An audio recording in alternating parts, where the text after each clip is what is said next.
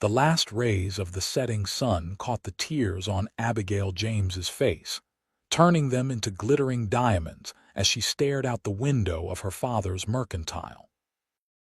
In 3 days, she would be forced to marry Thomas Parker, the sheriff's arrogant son, and there wasn't a thing she could do about it.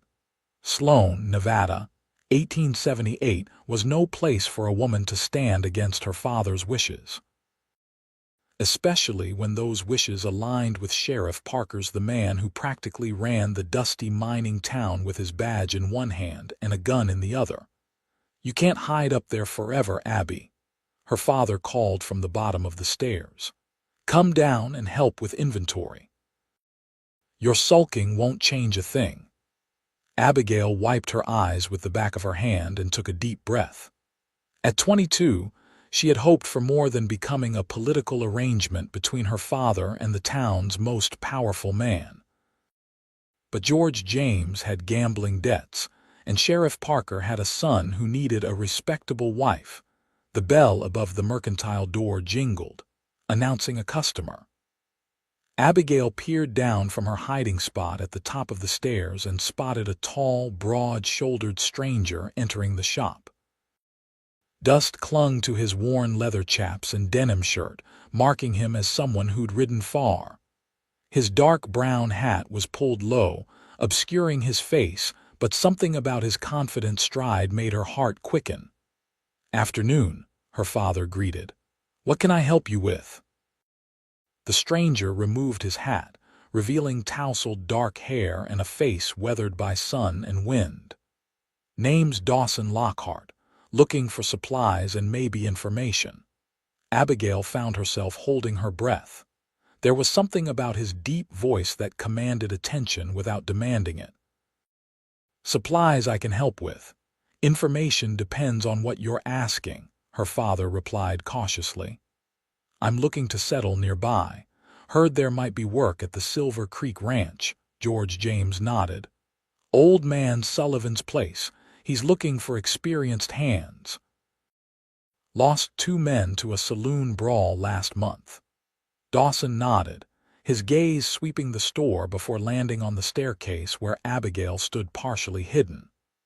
Their eyes met briefly, his a startling shade of blue against his tanned skin before she ducked back, embarrassed at being caught eavesdropping.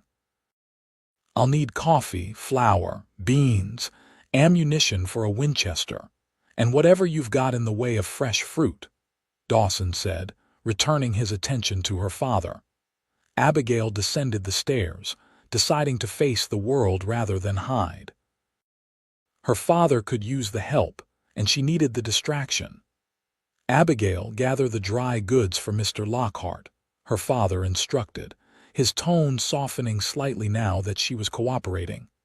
"Yes, father," she replied, keeping her eyes down as she moved behind the counter. As she collected the items, she felt Dawson's gaze following her. Not in the leering way Thomas Parker watched her, but with a curious intensity that made her cheeks warm. "New in town?" she asked, her voice barely above a whisper as she measured coffee beans. "Just arrived yesterday," he confirmed. "Seems like a interesting place." The way he hesitated made her look up. Their eyes met again, and this time she didn't look away. "It's like any frontier town," she said. "Some good people, some who think they're better than they are." "Abigail," her father warned. Dawson's lips curved slightly.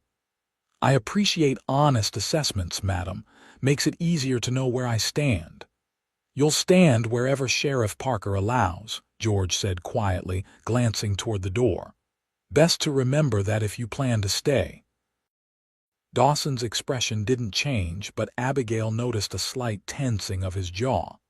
"I've found most men are equal when it comes down to it, badge or no badge."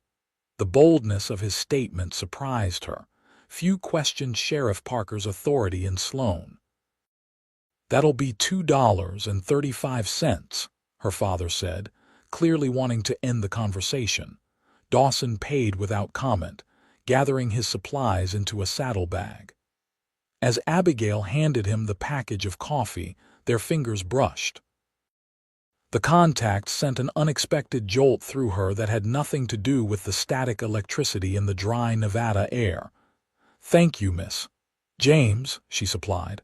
"Abigail James," he nodded once. "Miss James. Much obliged."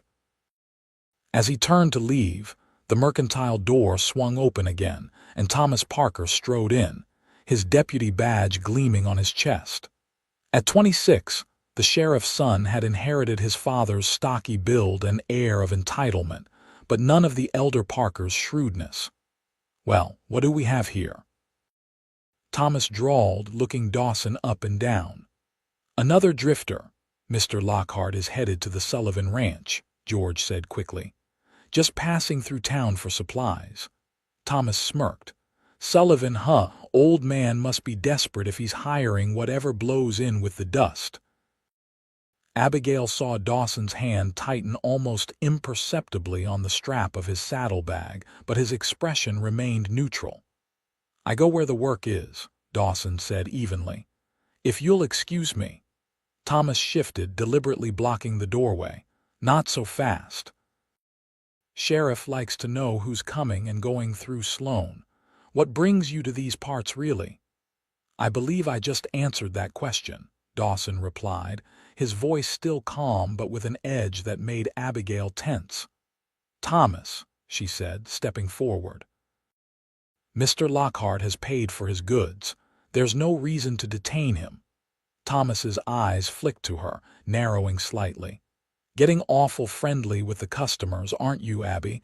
Might want to remember who you're promised to." Shame and anger flooded her cheeks. "I'm simply stating facts. Not everyone who passes through town is a criminal." "Not everyone," Thomas agreed with a nasty smile. "But a man traveling alone, looking like he's running from something, well, that raises questions." Dawson stepped forward, his height giving him several inches over Thomas. "I'm not running from anything, but I don't answer to deputy badges without cause." The tension in the small store thickened. Abigail's father moved beside her, his face pale. "Now, gentlemen," George began, "this is a place of business." Thomas held Dawson's gaze for a long moment before stepping aside. "Sullivan's place is east of town, 3 miles past the creek. Try not to cause trouble on your way there." Dawson placed his hat back on his head, nodded respectfully to Abigail and her father, and walked past Thomas without another word. "That man's going to be trouble," Thomas said, watching through the window as Dawson mounted a handsome chestnut gelding. "I can smell it." "He seemed perfectly polite to me," Abigail said before she could stop herself. Thomas turned, his expression hardening. "I didn't ask your opinion, Abby.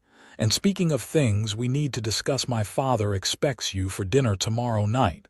Wear that blue dress he likes." The casual way he spoke of her, as if she were already his possession, made her stomach turn. "I'll have to check with my father. We're doing inventory." "Inventory can wait," George said quickly, shooting her a warning look. "Of course she'll be there, Thomas.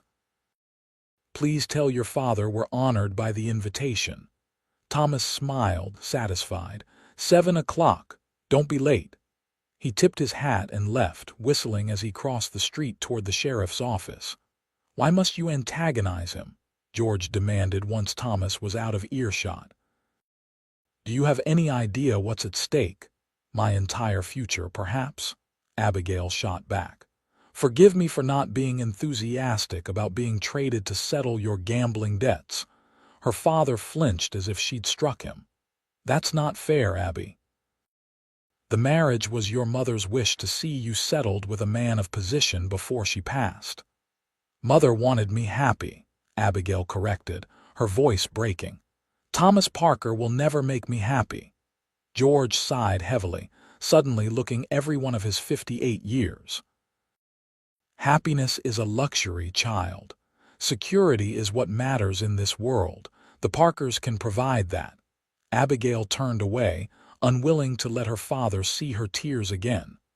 "I'll finish the inventory," she said quietly. As she counted cans of peaches and jars of molasses, her mind kept returning to the stranger with the intense blue eyes. Dawson Lockheart, a man who didn't cower before Thomas Parker's badge. She wondered if she would see him again, then chided herself for such foolish thoughts. In 3 days, she would be Mrs. Thomas Parker. Dreams and wishes wouldn't change that fact. Dawn broke over Sloan with the promise of another scorching summer day. Abigail rose early, hoping to complete her chores before the worst of the heat set in.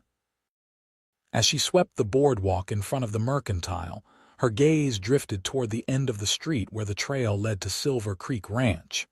"Good morning, Miss James." The deep voice startled her. Dawson Lockheart sat astride his chestnut gelding, looking fresher than he had the previous day.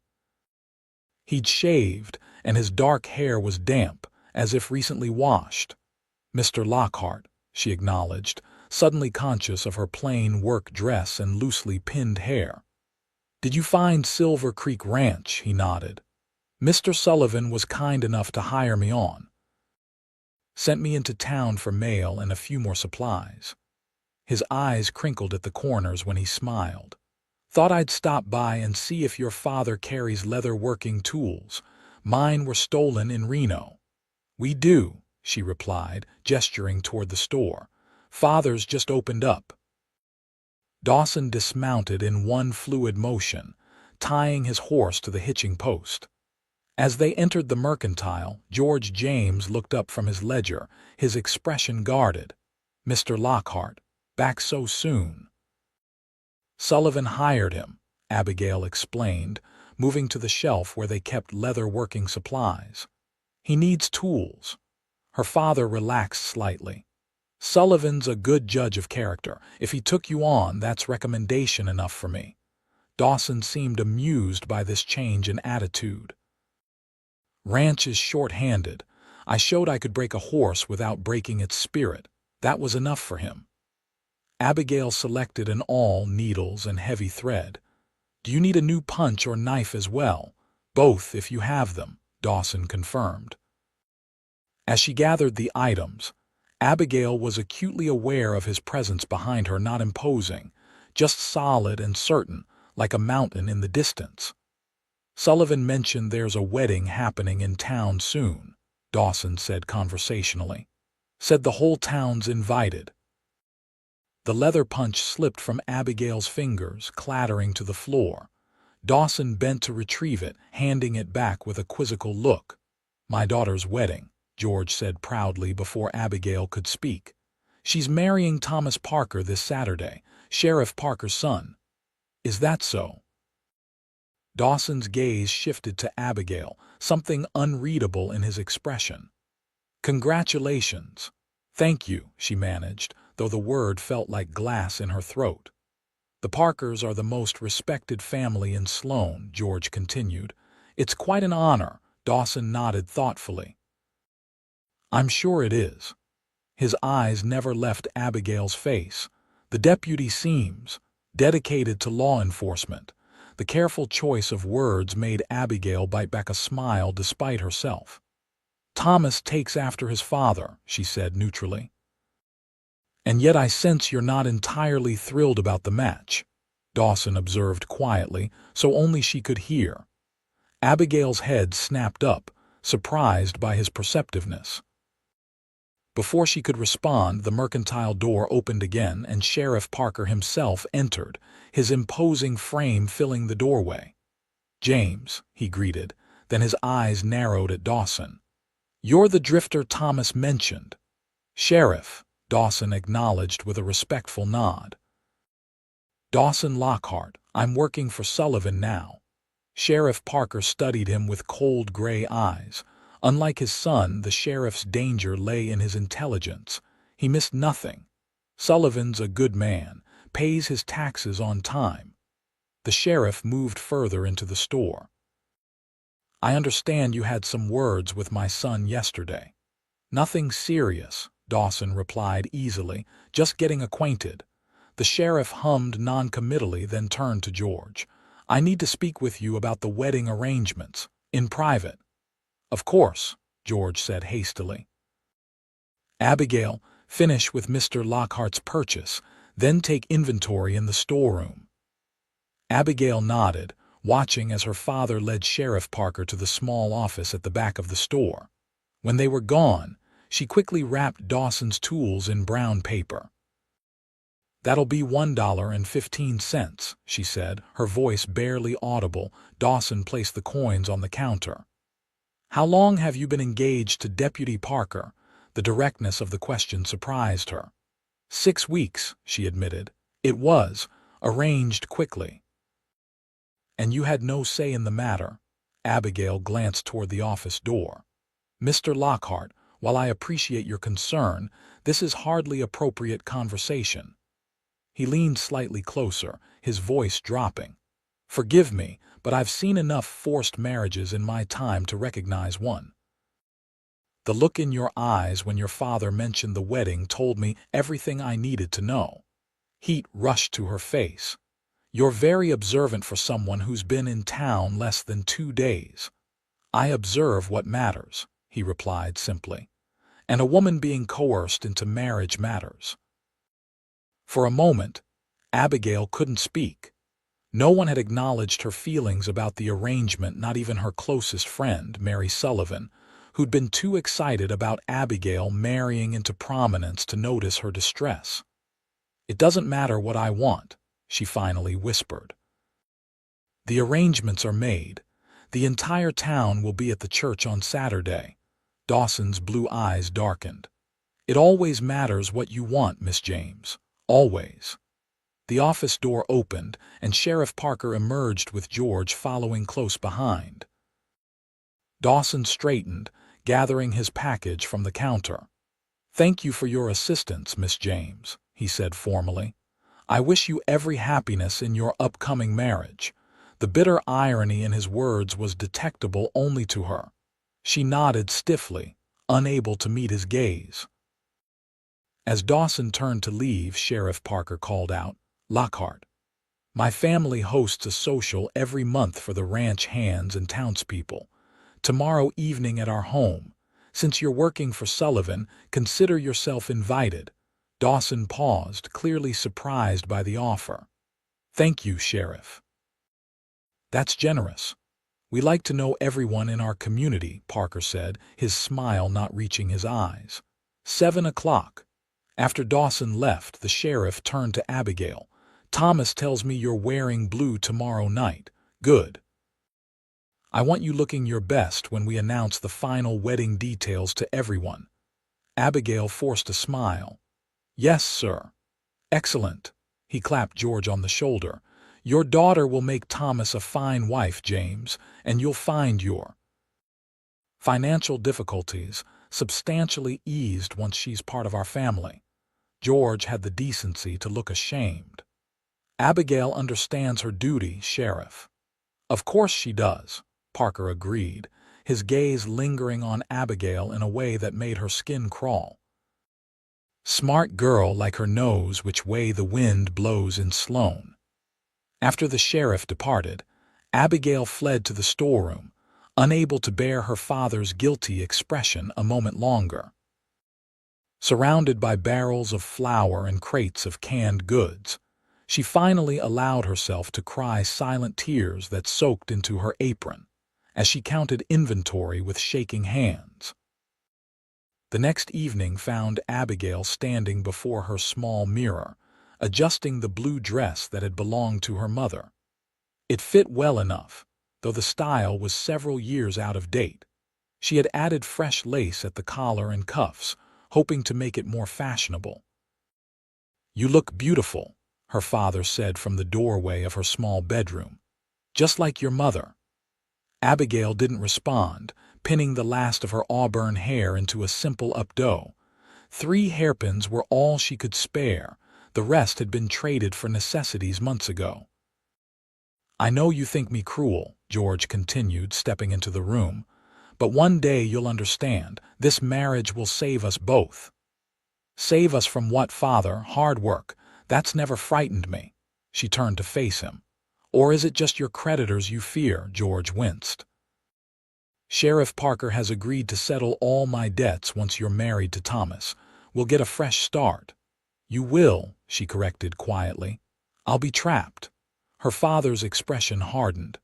Enough of this nonsense. The Parkers are waiting. Remember your manners tonight. The Parker home stood on the north end of town, a two-story structure that dwarfed the neighboring buildings. Lanterns illuminated the wraparound porch where several of Sloan's prominent citizens already mingled, drinks in hand. Thomas spotted them as they approached, hurrying down the steps to greet them. His gaze raked over Abigail appreciatively. "You look lovely," he said, taking her hand and pressing his lips to it longer than was proper. "Father will be pleased." "Thank you," she murmured, resisting the urge to wipe her hand on her skirt when he released it. Inside, the Parkers' home was oppressively formal. Heavy velvet curtains blocked the cooling evening breeze, and ornate furniture imported from San Francisco crowded the rooms.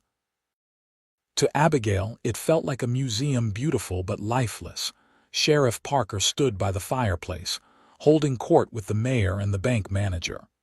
He nodded at their arrival, gesturing for Thomas to bring Abigail over. "Here she is," he announced, his booming voice cutting through the chatter. "The future Mrs. Parker." Abigail managed a smile as congratulations echoed around her. Thomas kept a firm grip on her waist, his fingers digging into her side whenever she tried to step away. "Where can I get you a drink?" her father asked, clearly uncomfortable among the town's elite. "I'll see to Abigail's needs," Thomas replied dismissively. "Why don't you enjoy some whiskey with the men, James? Father wants to discuss the final arrangements with you." As her father was led away, Thomas steered Abigail toward a group of women clustered near the piano. "Mother wants you to meet her friends. Make a good impression."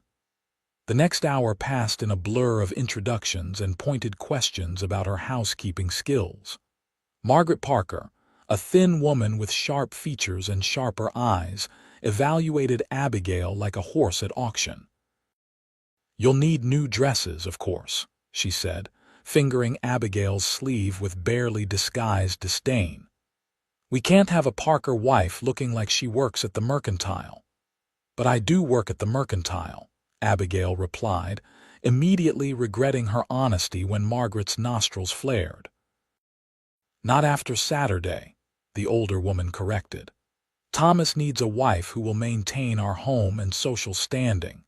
Your previous occupation won't be necessary." Before Abigail could respond, a commotion at the front door drew everyone's attention. Dawson Lockheart stood in the entrance, hat in hand, his tall frame incongruous among the well-dressed townspeople. Despite the setting, he hadn't abandoned his working clothes, though Abigail noticed he wore a clean shirt and had polished his boots. "Mr. Lockheart," Sheriff Parker called. "Come in, come in. Ladies and gentlemen, our newest addition to Sullivan's Ranch." Dawson nodded politely as he was introduced around the room.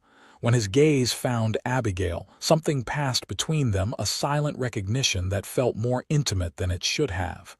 Thomas noticed. His arm tightened around Abigail's waist as he called, "Lockhart, come meet my fiancée properly." Dawson approached, his expression carefully neutral. "Miss James, Deputy Parker." "You've met my Abigail before?" Thomas asked, a dangerous edge to his question. "Mr. Lockhart came to the Mercantile," Abigail explained quickly. "For supplies." "Twice," Thomas noted. "You seem to need a lot of supplies for someone who just arrived."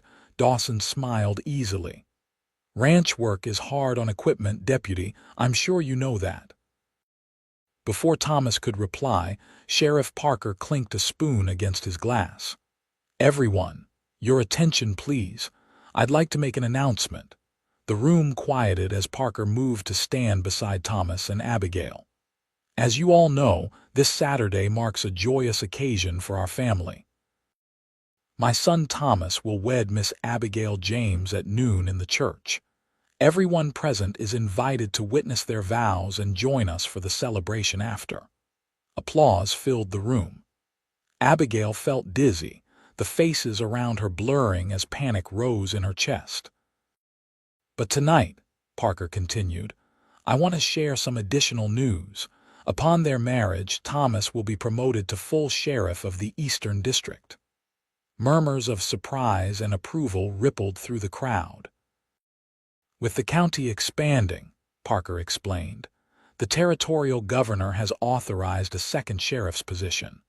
My son will assume these duties immediately following the wedding, overseeing law enforcement from Sloan to the Utah border." More applause. Thomas stood taller, his chest puffing with pride. "This means," Parker added, "that the newlyweds will be relocating to Cedar Ridge immediately after the ceremony. The governor has already approved construction of a new sheriff's office and residence there." Abigail froze.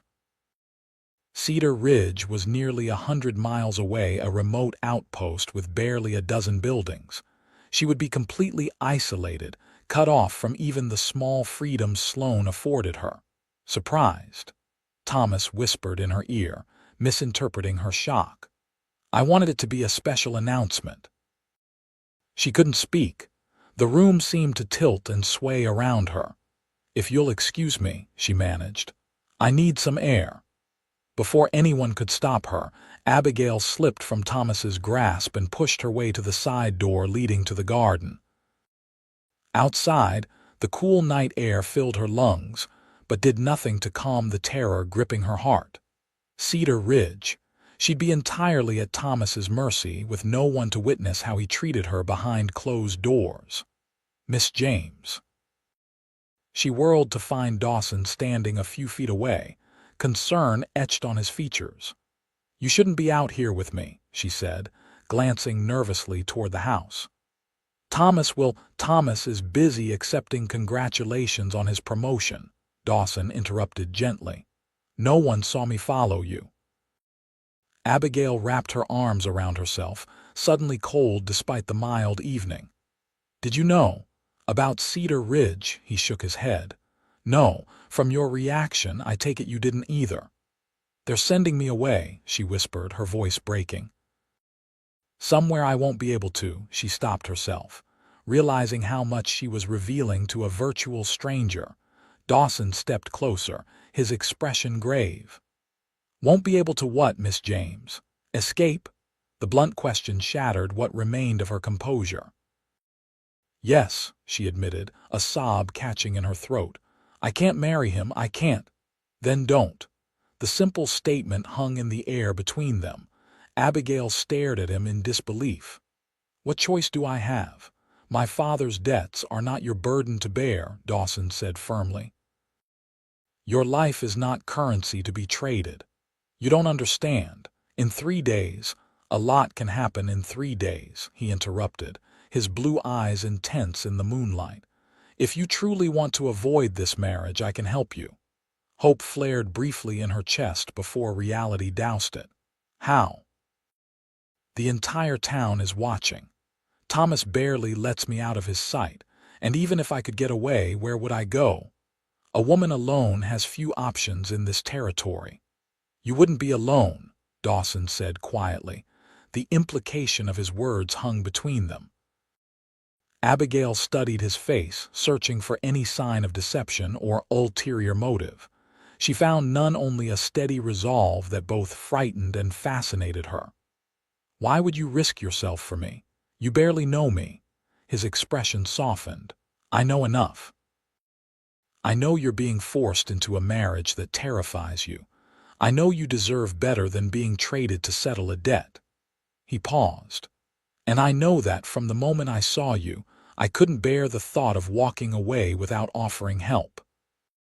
Before Abigail could respond, the garden door opened, spilling light onto the path. Thomas's silhouette appeared in the doorway. "Abby, are you out here?" Dawson stepped back quickly into the shadows of a large oak tree. Abigail moved toward the house, her heart pounding. "Yes, Thomas. Just getting some fresh air." Thomas frowned as she approached, his gaze sweeping the garden suspiciously. "Alone, of course," she lied, hating how easily the falsehood came to her lips. "Who else would be with me?" He seemed unconvinced but took her arm possessively. "Mother is asking for you. The ladies want to discuss wedding details." As he led her back inside, Abigail glanced over her shoulder. Dawson had vanished into the darkness, but his words remained, echoing in her mind. "If you truly want to avoid this marriage, I can help you." For the first time since the engagement was announced, Abigail allowed herself to consider the possibility of escape. Friday morning dawned bright and clear, the kind of perfect day that seemed to mock Abigail's inner turmoil. She moved through her chores mechanically, mind spinning with desperate plans and equally desperate fears. She hadn't seen Dawson since the Parkers' gathering 2 nights ago. Part of her wondered if his offer had been nothing more than kind words spoken in a moment of compassion, not a genuine promise of help. The rational part of her knew she should hope so. Any plan to avoid the wedding would likely end in disaster for everyone involved. "You're daydreaming again," her father chided as she misplaced a can of peaches on the coffee shelf. "Focus, Abigail. We need to close early today for the wedding rehearsal." The reminder sent a fresh wave of dread through her. "Yes, Father. The Reverend wants everyone there by 4 o'clock. Thomas will come by to escort us." Abigail nodded mutely, returning the peaches to their proper place. She'd spent the night wrestling with Dawson's offer, torn between the safety of compliance and the terrifying unknown of rebellion. The mercantile bell jingled and Mary Sullivan bustled in, her round face flushed with excitement. "Abby, just the bride I was looking for." Mary embraced her tightly. "Papa sent me to town for supplies, but I had to see you before tomorrow. Can you believe it's finally happening?" Abigail managed a smile for her childhood friend. "It feels unreal." "Of course it does. You're marrying the most eligible bachelor in the county and moving to a new town as the sheriff's wife." Mary squeezed her hands. "It's like something from a novel." If only Mary knew what kind of novel, not a romance, but a tragedy. "Did you need something from the store?" Abigail asked, desperate to change the subject. "Oh, yes. Papa needs nails and shotgun shells." And Mary lowered her voice conspiratorially. "Our new ranch hand asked me to deliver a message to you." Abigail's heart skipped. "Mr. Lockhart," Mary nodded, eyes sparkling with mischief. "He asked me to tell you that Silver Creek's best view is from Widow's Ridge, and that sometimes important decisions are best made with a clear perspective." She giggled. "Isn't that strange?" "I told him you wouldn't have time for sightseeing before the wedding, but he insisted I tell you exactly that." Widow's Ridge. The rocky outcropping overlooked the entire valley, including Silver Creek Ranch and the trail eastward. It was isolated but not difficult to reach, about an hour's ride from town. "Did he say anything else?" Abigail asked, trying to keep her voice casual. Mary shook her head. "Just that the view is most impressive at sunset. Men are odd about scenery, aren't they? As if you'd care about some ridge when you're getting married tomorrow." She squeezed Abigail's arm. "Speaking of which, are you nervous? About tomorrow night, I mean." The blush on Mary's cheeks made her meaning clear. Abigail felt ill at the thought of Thomas claiming his marital rights. "A bit," she admitted. "Mama says it gets better after the first time," Mary whispered. "And Thomas is so handsome, I'm sure he'll be gentle." Abigail doubted that very much, having seen how Thomas treated his horses and the saloon girls he thought no one knew about. But she nodded anyway, unwilling to share her true fears with even her closest friend. After Mary departed with her purchases, Abigail moved to the store window, staring at the distant hills where Widow's Ridge rose against the sky. A clear perspective. The message couldn't be more obvious. Dawson was offering her one last chance to escape. But could she take it? The consequences would be severe if they were caught. Sheriff Parker was not a man who forgave those who crossed him, and her father would bear the brunt of his fury if she disappeared. The afternoon dragged on, each tick of the clock bringing her closer to the rehearsal and to a decision she could no longer postpone. By 3 o'clock, she had swept the floor 3 times and reorganized the ribbon display twice, her nervous energy finding outlet in meaningless tasks. "Go upstairs and change," her father instructed as he locked the cash box. "Thomas will be here soon." Abigail climbed the stairs to their living quarters above the store. In her small bedroom, she changed into her second-best dress, saving her mother's blue one for tomorrow, and sat heavily on the edge of her bed. Outside her window, she could see the church at the end of the street, its white steeple gleaming in the afternoon sun. In less than 24 hours, she would walk down its aisle to marry a man she feared. Unless. Her gaze shifted to the hills again. Sunset would be around 7. If she went to the rehearsal now, she could find a way to slip away afterward, claiming a headache or nerves. She could borrow Sadie, the gentle mare they kept behind the store, and reach Widow's Ridge by dusk. But what then? Even if Dawson had a plan, leaving men abandoning her father to face Sheriff Parker's wrath alone, it meant becoming a woman with no home, no reputation, no security. The risks were enormous. A sharp knock at the front door announced Thomas's arrival.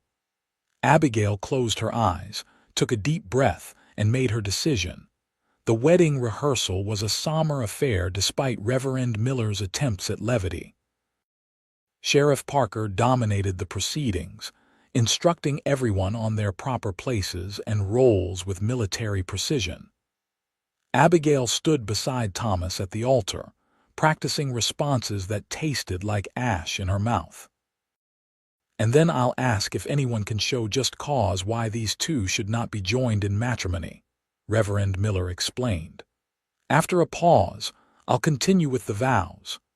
"No one will object," Sheriff Parker said firmly, his eyes sweeping over the small assembly of family and witnesses. "This union has the town's full blessing." Abigail stared at the floor, wondering what would happen if someone did object. If Dawson walked through the church doors right now and spoke against the marriage, would anyone listen?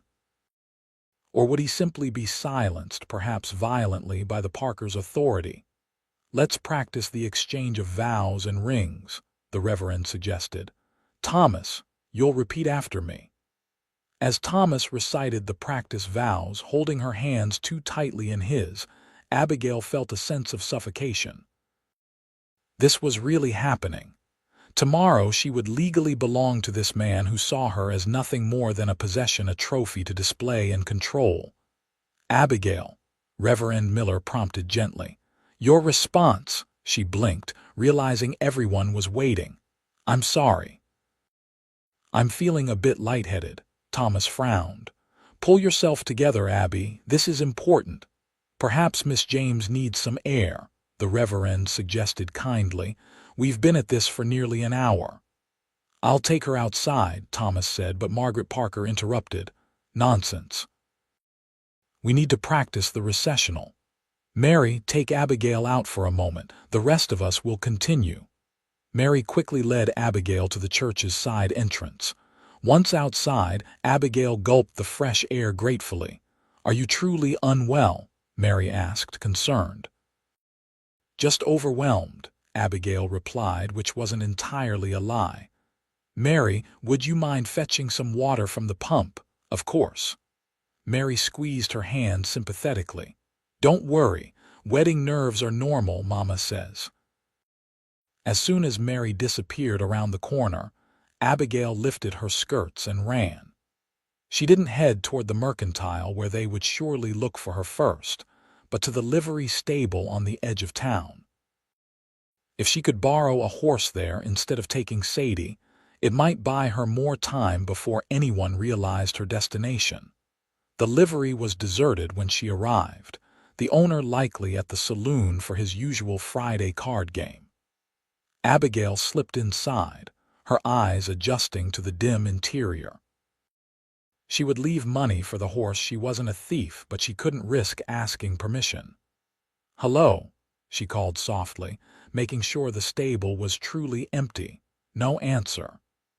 She moved quickly to the stalls, finding a dappled gray mare that seemed calm and well kept. As she reached for a bridle hanging nearby, a voice behind her nearly stopped her heart. "I was wondering if you'd come." Abigail whirled around to find Dawson leaning against a post, arms crossed over his chest. "You scared me half to death," she gasped, one hand pressed to her racing heart. "I apologize," he said, pushing away from the post. "When Mary delivered my message, I wasn't sure you'd understand or if you'd act on it if you did." "I almost didn't," she admitted. "But then, at the rehearsal—" She shook her head, unable to articulate the suffocating finality she'd felt standing beside Thomas. Dawson nodded as if he understood anyway. "We don't have much time. They'll notice you're missing soon." "You have a plan?" she asked, hope and fear warring within her. "The beginnings of one," he confirmed. "But before I share it, I need to know you're certain. Once we leave, there's no turning back without serious consequences." Abigail hesitated, the enormity of what she was considering washing over her anew. "My father will face Sheriff Parker's anger," Dawson finished for her. "I won't lie to you about that. But consider this. If you marry Thomas tomorrow, will you ever know freedom again?" The blunt question struck her like a physical blow. "No," she whispered. "Especially not in Cedar Ridge." "Then the choice seems clear, if difficult." His blue eyes held hers steadily. "I can help you reach safety, but I can't make this decision for you." Abigail closed her eyes, weighing her options one final time. Marry Thomas and surrender her future to a man who would never truly value her. Or flee with a near stranger, risking everything on the chance of something better or at least something chosen. "I'll go with you," she said finally, opening her eyes. "But I need to leave a letter for my father. He deserves that much." Dawson nodded.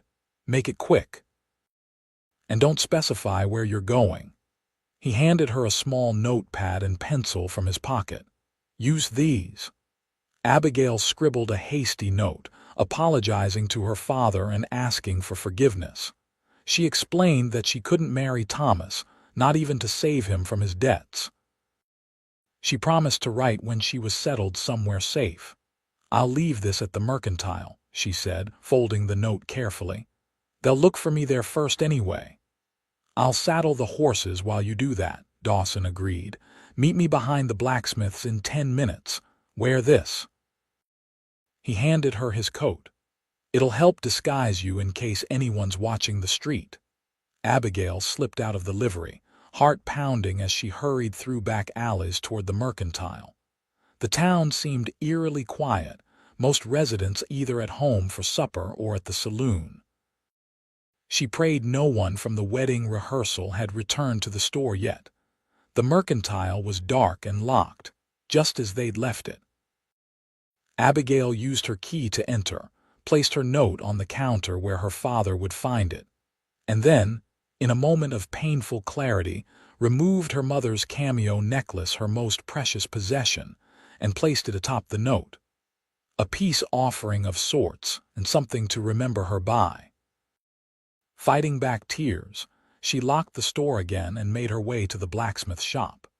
True to his word, Dawson waited with 2 horses, not the gray mare she'd selected, but his own chestnut gelding and a sturdy bay he must have brought from Silver Creek Ranch. "Ready?" he asked as she approached. Abigail nodded, unable to trust her voice. Dawson helped her mount the bay, then swung up onto his own horse. "We'll take the North Trail out of town," he said quietly. "Less chance of being seen that way. Once we're clear, we'll circle back toward Widow's Ridge to throw off any immediate pursuit." "Where will we go after that?" Abigail asked, suddenly realizing she had no idea what his actual plan entailed beyond tonight. "East to Fort Bridger," Dawson replied. "I have a friend there who can help us. It's a 4-day ride if we push hard." 4 days on horseback through rugged territory. Abigail had never traveled more than 20 miles from Sloan in her entire life. The prospect was both terrifying and exhilarating.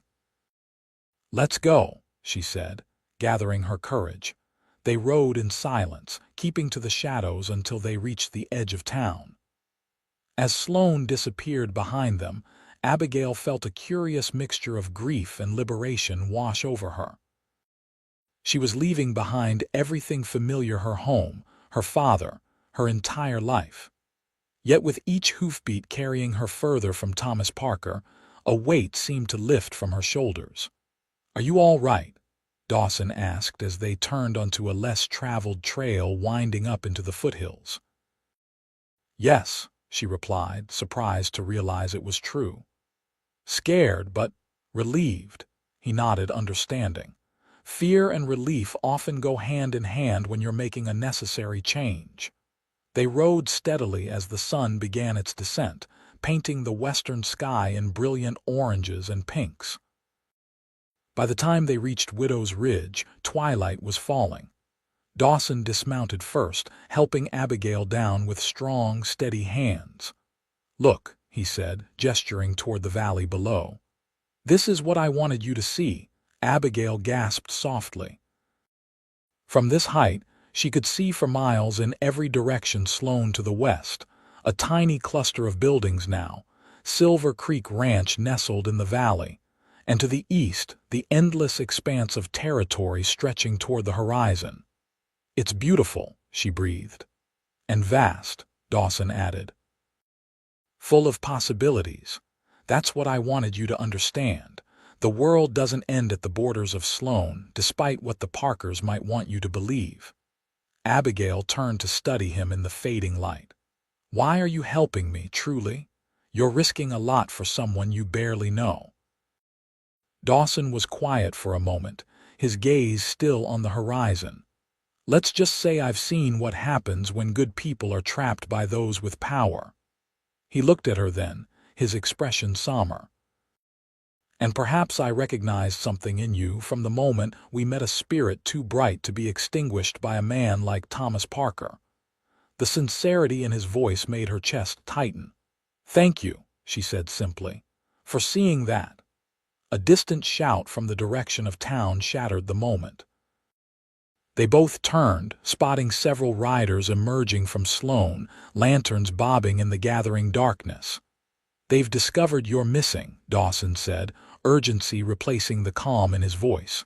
"We need to move, now." Abigail felt a surge of panic. "They'll check all the trails." "Which is why we're not taking the obvious ones." He helped her back onto the bay. "Stay close and follow my lead. There's a path down the east side of the ridge that few know about. It's steep but will save us hours." As they descended the treacherous path in the deepening twilight, Abigail fought to control her fear. The bay was sure-footed, carefully picking its way down the rocky trail, but one wrong step could be disastrous. Behind them, the shouts grew fainter as the search party took the main trails. When they reached the bottom, Dawson led them into a thick stand of pines. "We'll rest the horses for a moment," he said, keeping his voice low. "Then ride through the night. By dawn, we should be near the Carson Pass." "They'll guess we're heading east," Abigail pointed out. "The sheriff will send telegrams ahead," Dawson nodded grimly. "Which is why we need to stay off the main roads. It will slow us down, but it's safer." He reached into his saddlebag and handed her a canteen. "Drink. It's a long night ahead." As Abigail sipped the cool water, the reality of what she'd done fully hit her. She was now a runaway bride, fleeing with a man she barely knew, pursued by the most powerful family in the county. If caught, she faced a forced marriage at best and at worst. She didn't want to think about what Sheriff Parker might do to make an example of her. "Second thoughts?" Dawson asked, reading her expression. "Wondering if I'm mad," she admitted, "or incredibly brave." "Both, perhaps," he said with a slight smile. The bravest acts often look like madness to those who have never felt trapped. The distant whinny of a horse sent them both into alert silence. Dawson extinguished the small lantern he'd lit and moved closer to Abigail, placing a protective hand on her arm. "Riders," he whispered. "Coming fast from the west." They stood frozen, barely breathing as hoofbeats approached. Through the trees, Abigail glimpsed several men on horseback passing by on the main trail about 100 yards away. Thomas was among them, his voice carrying clearly on the night air. "Check the creek bed." She can't have gotten far on foot. They thought she was alone, Abigail realized with relief. They didn't know about Dawson's involvement yet. After the riders passed, Dawson squeezed her arm reassuringly. "They're searching in the wrong direction, but we need to move. Can you keep going?" Abigail nodded, squaring her shoulders.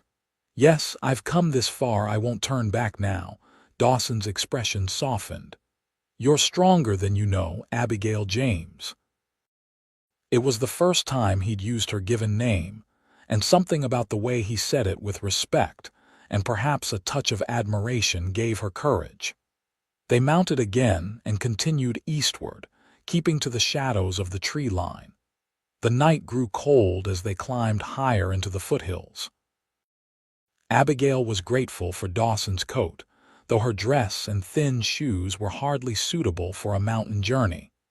She said nothing of her discomfort, determined not to be a burden. Around midnight, when the moon was high, they stopped briefly at a small stream to rest the horses and eat the jerky and hardtack Dawson had packed. "You're shivering," he observed as she tried to warm her hands around a cup of cold water. "Just a little," she admitted. "I wasn't exactly dressed for an escape when I left the church." Without hesitation, Dawson removed his wool shirt, leaving him in just his undershirt, and handed it to her. "Layer this under the coat. It's not much, but it might help." "But you'll be cold," she protested. He shook his head. "I'm used to it. You need it more." Too cold to argue further, Abigail slipped the shirt over her dress. It was still warm from his body and smelled faintly of leather and pine, a surprisingly comforting scent. "Thank you," she said, wrapping the coat back around her. "For everything." Dawson studied her for a moment, his expression unreadable in the moonlight. "You don't need to thank me. I couldn't have lived with myself if I'd ridden away and left you to that fate." "Still," she insisted, "most men wouldn't have risked Sheriff Parker's wrath for a stranger." "Perhaps I don't consider you a stranger anymore," he said quietly. "Not after seeing the courage it took for you to leave everything behind rather than surrender your freedom." The simple statement warmed her more than the borrowed shirt. For most of her life, Abigail had been defined by others' daughter, shopkeeper, prospective bride. Dawson was the first person to see her primarily as a woman of courage and conviction. They continued their journey through the night, staying off the main trails and keeping a careful watch for pursuers. Abigail fought exhaustion, focusing on keeping her seat even as her muscles protested the unaccustomed hours in the saddle. Dawn found them high in the mountains, following a game trail through a dense forest of pine and aspen. The first rays of sunlight filtered through the trees, casting dappled shadows on the ground before them. "We should rest soon," Dawson said, glancing back at Abigail with concern. "There's a hunter's cabin about a mile ahead. We can stop there for a few hours." The cabin was little more than a one-room shelter with a stone fireplace and rough plank floor, but to Abigail's weary eyes, it looked like a palace. Dawson helped her dismount, supporting her when her legs nearly gave way beneath her. "I've got you," he said, his arm steady around her waist. "Just a few more steps." Inside, he settled her on a wooden bench while he quickly built a fire in the hearth. The small blaze soon filled the cabin with blessed warmth. Abigail extended her hands toward the flames, flexing her stiff fingers gratefully. "How are you holding up?" Dawson asked as he returned from tending to the horses. "Better now," she replied honestly. "Though I'm not sure I'll be able to walk tomorrow." He smiled sympathetically. "First long ride is always the hardest. I have some salve that might help with the soreness if you'd like." Abigail felt heat rise to her cheeks at the implication, and Dawson quickly added, "For your hands, I mean. And I can show you how to apply it to your other sore areas yourself." The awkward moment passed with a shared smile. Dawson busied himself preparing a simple meal of beans and coffee while Abigail removed his coat and shirt, retaining enough warmth from the fire now. "You should try to sleep," he suggested as they finished eating. "I'll keep watch." Abigail frowned. "You need rest too." "I'll rest later," he promised. "I'm used to long nights on the trail." Too exhausted to argue, Abigail curled up on a bearskin rug near the fire, using Dawson's coat as a pillow. Despite her intention to stay awake and talk, sleep claimed her almost instantly. She woke to Dawson gently shaking her shoulder. "Abigail," he whispered urgently, "we need to move. Riders coming." Instantly alert, she sat up, wincing at her stiff muscles. "How many?" "4 or 5, sounds like, coming up from the valley." He was already gathering their few belongings. "They're still a ways off, but we need to be gone before they get here."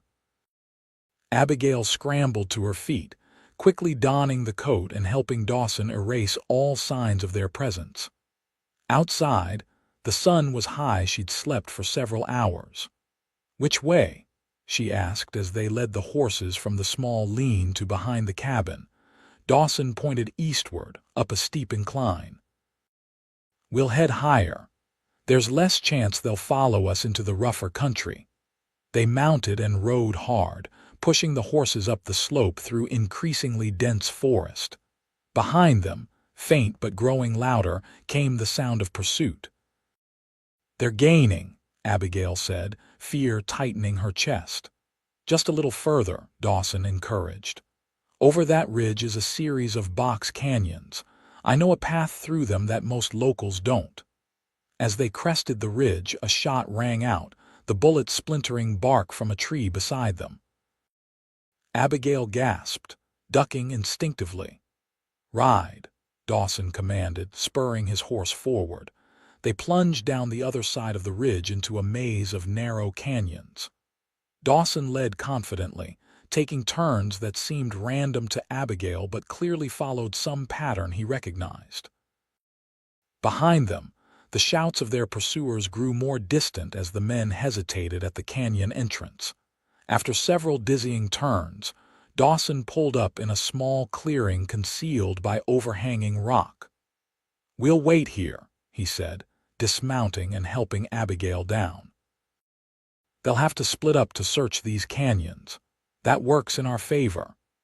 They stood in tense silence, listening as their pursuers entered the canyon system, voices echoing off the stone walls. Abigail could make out Thomas's angry commands and Sheriff Parker's deeper tones issuing directions. "You," Sheriff Parker's voice suddenly rang out clearly. "What are you doing out here?" Dawson and Abigail exchanged alarmed looks. Had they been discovered? "Hunting," came an unfamiliar reply. "Got me a buck yesterday. Heading back to my cabin now. You seen a young woman?" "Or a man on a chestnut horse?" Thomas demanded. A pause then. "Ain't seen nobody for 3 days. What's this about?" "None of your concern," Sheriff Parker snapped.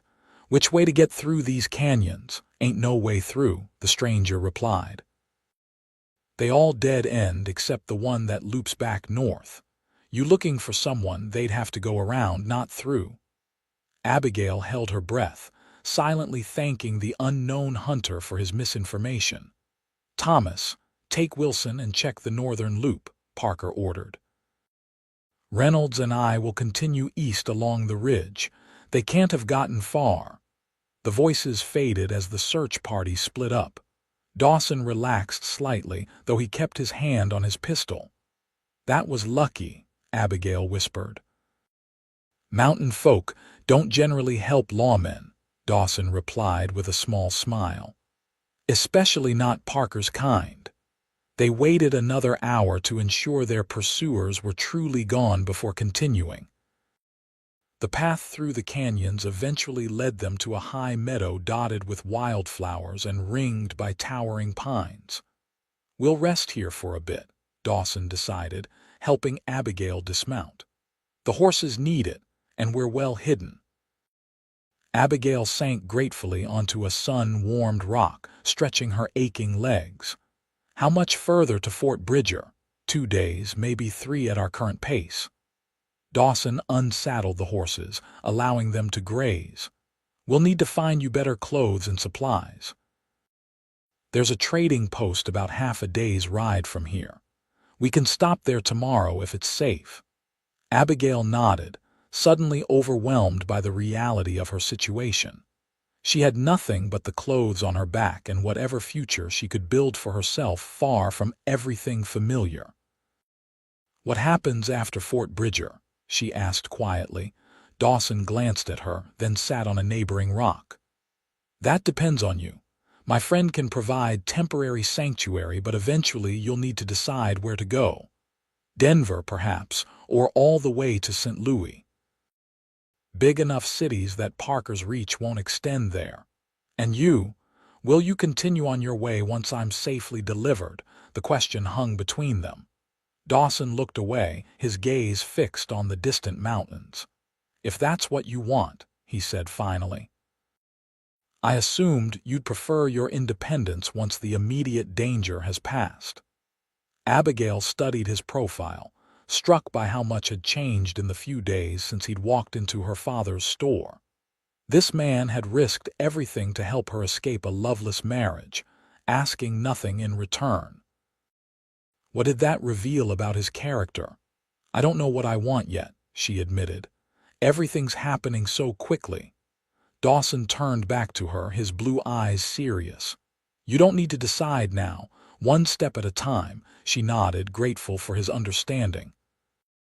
They spent the afternoon resting in the meadow, taking turns keeping watch while the other slept.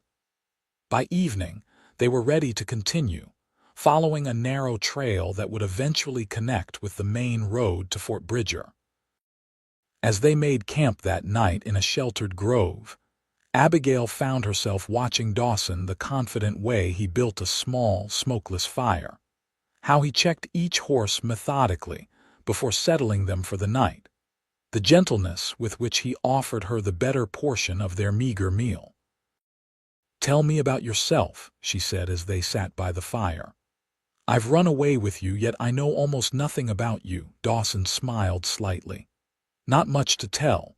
I was born in Missouri. My father was a farrier who taught me his trade. When he died, I headed west. Been working ranches from Texas to Montana ever since." "No family," a shadow crossed his face. "Not anymore. My mother died when I was young, had a sister but lost her to fever 6 years ago." "I'm sorry," Abigail said softly. "My mother passed 3 years ago." "It leaves a hole nothing seems to fill." Dawson nodded, understanding. "What about you? Beyond the mercantile, what's your story?" Abigail sighed. "Even less interesting than yours, I'm afraid. Born and raised in Sloan. Helped my father in the store since I was old enough to count inventory. Dreamed of seeing San Francisco someday, but never made it further than Carson City once for a wedding." "And now you're on the run to Fort Bridger," Dawson observed with a gentle smile. "Life takes unexpected turns." "Indeed it does," she agreed, returning his smile. "Though I never imagined my adventure would begin quite like this." Their conversation continued late into the night, sharing stories and small confidences that gradually transformed them from allies of necessity to something closer to friends. When Abigail finally curled up in her blanket to sleep, She felt a curious peace despite their precarious situation. The next morning they set out before dawn, making good time along the mountain trails. By midday, they reached the trading post. Dawson had mentioned a sturdy log building in a small clearing where several trails converged. "Wait here," Dawson said, helping Abigail dismount in the cover of the trees. "Let me make sure it's safe first." She watched as he approached the post, casually tying his horse to the rail and entering as if he had nothing to hide. Several tense minutes passed before he reappeared in the doorway and beckoned her forward. Inside, she found a surprisingly well-stocked establishment. A gray-haired woman with shrewd eyes stood behind the counter, appraising Abigail openly. "So this is your sister who needs traveling clothes," she said to Dawson, her tone making it clear she didn't believe the relationship for a second. "Mrs. Holt, this is Abigail," Dawson said, ignoring the woman's skepticism. "As you can see, she's hardly dressed for the trail." Mrs. Holt's expression softened slightly. "Running from something, are you, girl?" Abigail hesitated, then nodded. "Someone, actually." Man trouble." When Abigail nodded again, Mrs. Holt sighed. "Common enough story out here. Well, let's get you properly outfitted then." To Abigail's surprise, the trader took her to a back room filled with clothing and practical items. "My late husband built this place 30 years ago, Mrs. Holt explained as she selected garments. "I've seen all kinds pass through: prospectors, settlers, runaways, and worse. Learn not to ask too many questions, but I know trouble when I see it." She handed Abigail a pair of sturdy trousers, several cotton shirts, a woolen jacket, and proper riding boots. "Try these. They belonged to my daughter before she moved to Oregon with that fool husband of hers." The clothes fit reasonably well, though the trousers felt scandalously improper. When Abigail emerged from the back room, Dawson's eyes widened momentarily before he nodded approval. "Much better for riding," he said. "Thank you, Mrs. Holt." The older woman waved away his thanks. "Just make sure whatever you're running from doesn't follow you here. I like my quiet life." They purchased additional supplies: food, ammunition, a small pot for cooking, and a proper bedroll for Abigail. As they prepared to leave, Mrs. Holt pulled Abigail aside. "He's a good man," she said quietly, nodding toward Dawson, who was loading their supplies onto the horses. "I've seen enough bad ones to know the difference." "I believe he is," Abigail agreed. "Then trust him, but keep your wits about you," Mrs. Holt advised. "The territory's no place for a woman alone." They set out again, making better time now that Abigail was properly dressed for riding. The new clothes gave her confidence, and she found herself sitting taller in the saddle, less afraid of what lay ahead. "You look like you were born to ride," Dawson commented as they navigated a rocky stretch of trail. Abigail laughed. "Hardly, but these clothes make a world of difference." She hesitated, then added, "Thank you for arranging that and for everything else." "You're welcome," he replied simply.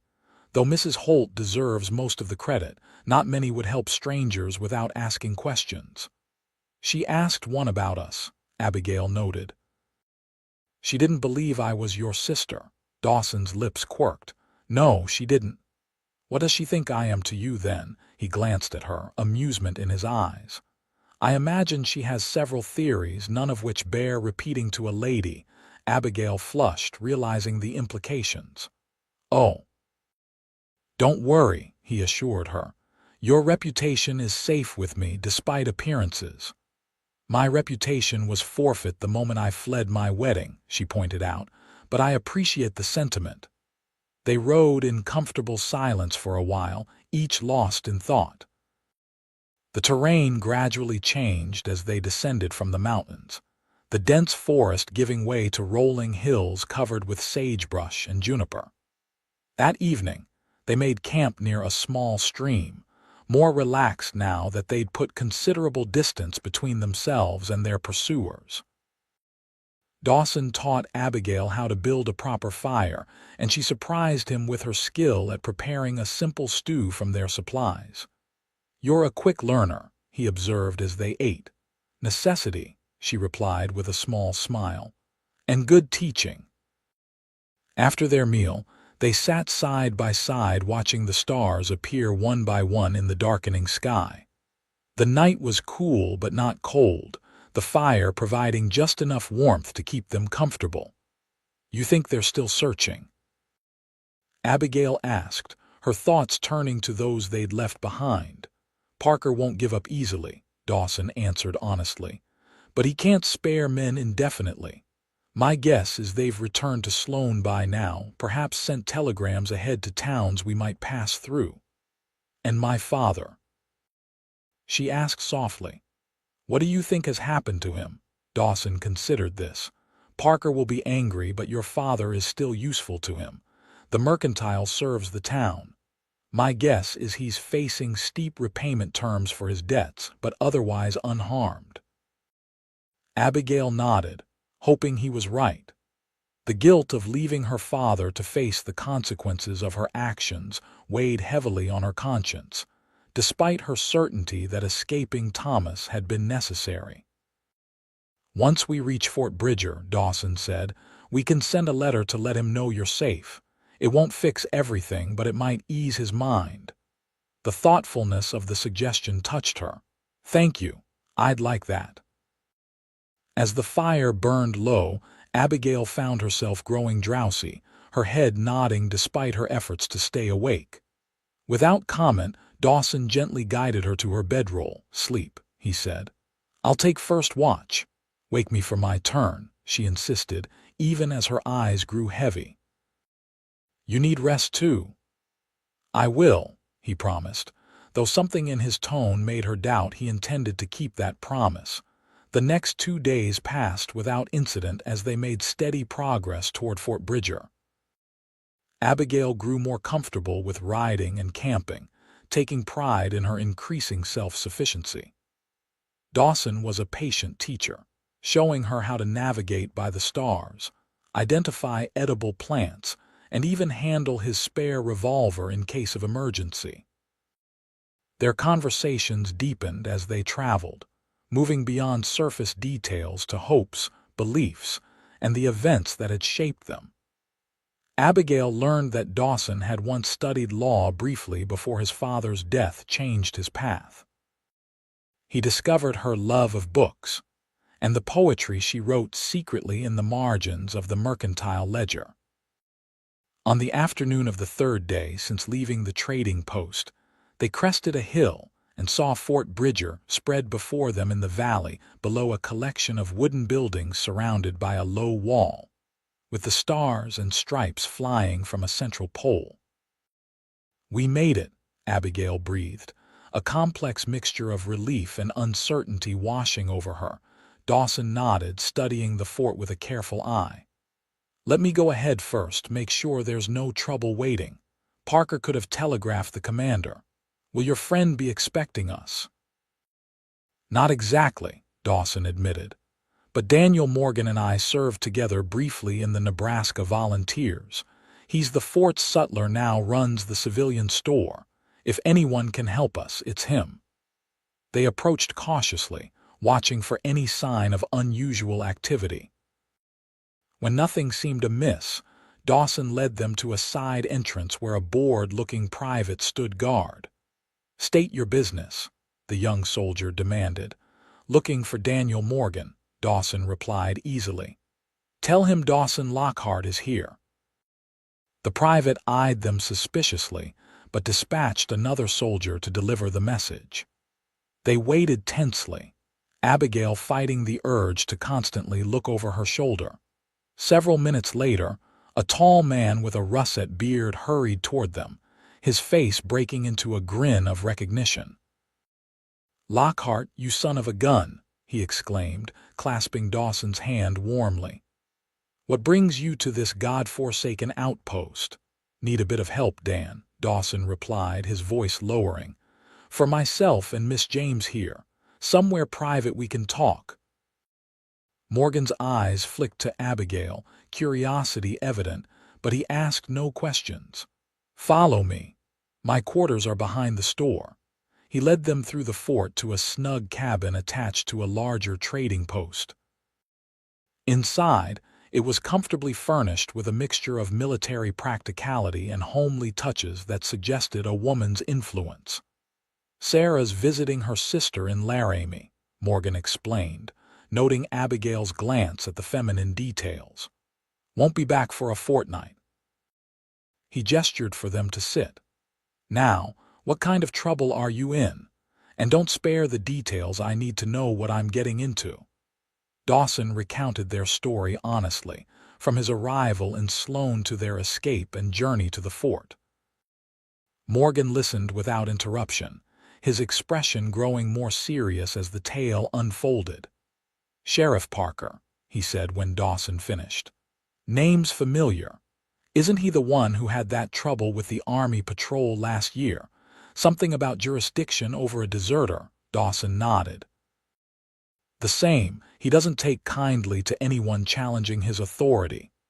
Morgan rubbed his beard thoughtfully. "And you're certain he's pursuing you?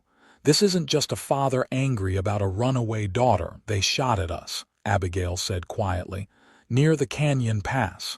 "I see," Morgan sighed. "Well, you've come to the right place, at least temporarily.